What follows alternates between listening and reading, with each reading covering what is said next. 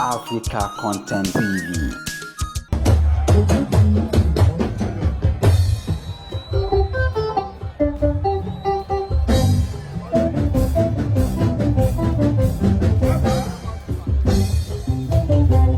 Àdúrà tí gbogbo wọn máa ń gbà á wípé ọlọ́wọ́ máa jẹ́ ká jẹ wọn mọ́.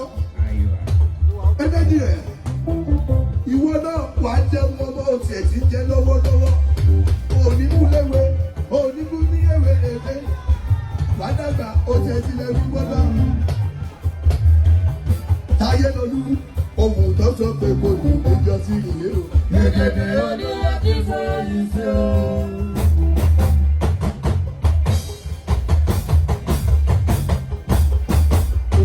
Inú tọ́jọ́ pé kò tún níjọ́ sí táyé. Gẹ́gẹ́ Olúwa ti fọyín sí o. Ṣebí wọn náà rèé, ìwọ kọ́ ìlédùmarè ọba màlúù. Táyé lolú, ọ̀gẹ̀dẹ̀ tájọ́ yẹn náà wọ́n mọ̀.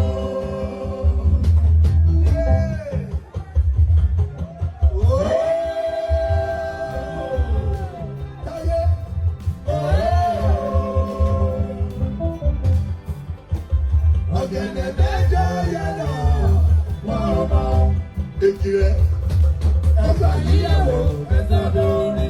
Ó ti fọ́ oyin sí o. Adúwà Olúwa ti fọ́ oyin sí o. Òun àgbẹ̀ ti fọ́ oyin sí o. Gègèlè Olúwa ti fọ́ oyin sí o. Ayé bọ́lá sí òun ọmọ mi. Adúwà Olúwa ti fọ́ oyin sí o. Bàbá ọlọ́dẹ kù ọmọ mi.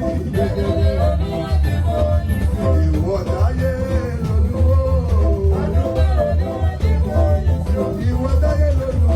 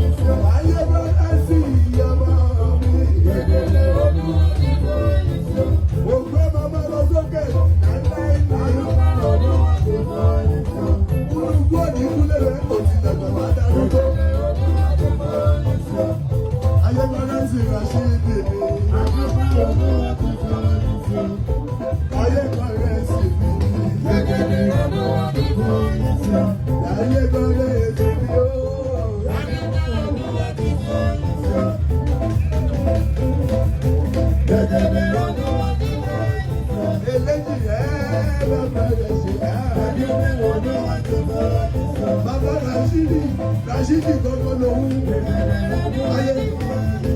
ayé lọ́dún ó ṣe mú dúpẹ́.